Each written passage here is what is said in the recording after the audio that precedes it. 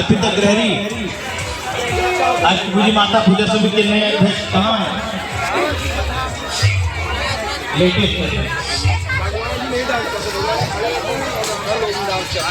श्री अष्टभुजी माता पूजा समिति मेले में आए हुए सभी श्रद्धालु भक्तों का हार्दिक स्वागत और अभिनंदन करती है।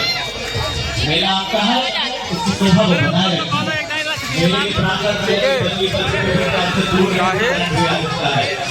आज मां छोटी का प्रसाद हलवा के रूप में वितरित हो रहा है।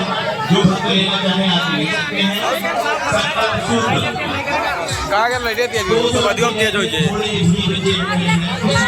फुल करे का तो जो भक्त बनवाना चाहे मां से जो मांगना चाहे अष्टभुजी माता पूजा समिति का भंडार खुला हुआ है। पहचान लिया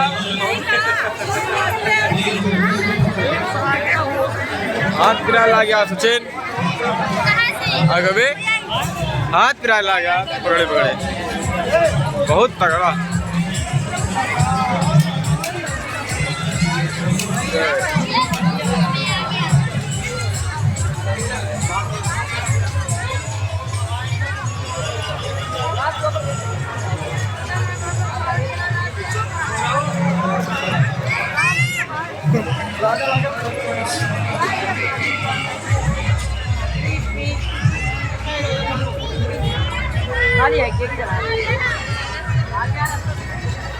चला गया तो पहले लाओ जाएगा काम